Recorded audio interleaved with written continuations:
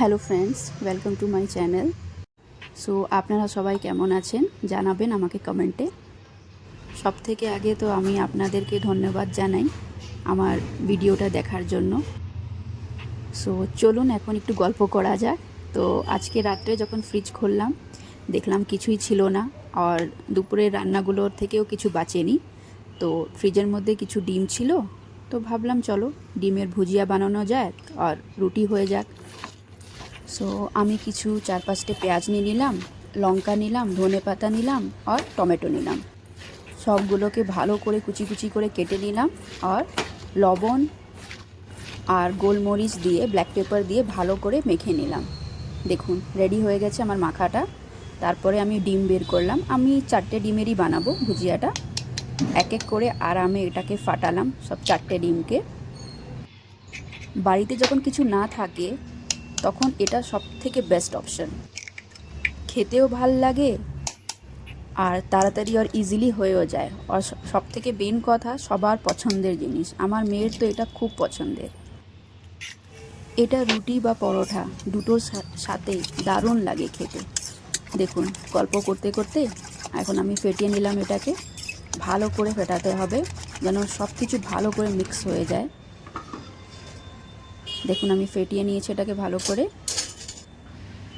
এখন আমি একটা প্যান রেডি করলাম, তেল দিলাম, আমি রিফাইন্ড অয়েল ইউজ করেছি। আর এখন এটাকে আমি আস্তে করে প্যানে দিয়ে দিলাম। এখন এটাকে ভালো করে নাড়াতে হবে, মিন্স ভাঙতে হবে ডিমগুলোকে। যতটা ভাঙতে পারবো ঝিরিঝিরি হবে, ভাল লাগবে খেতে।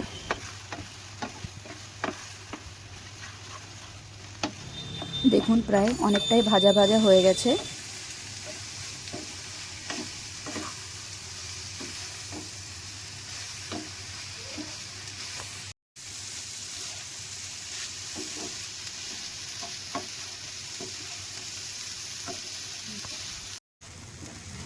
এখন প্রায় আমার পুরোটা রেডি হয়ে গেছে।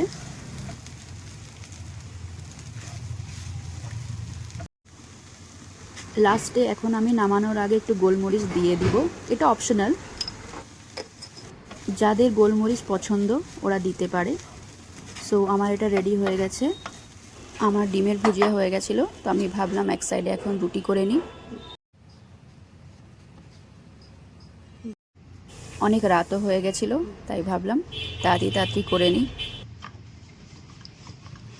আমার রুটি কখনো গোল হয় না, সবসময় এরকম ভারতের ম্যাপের মতনই হয়।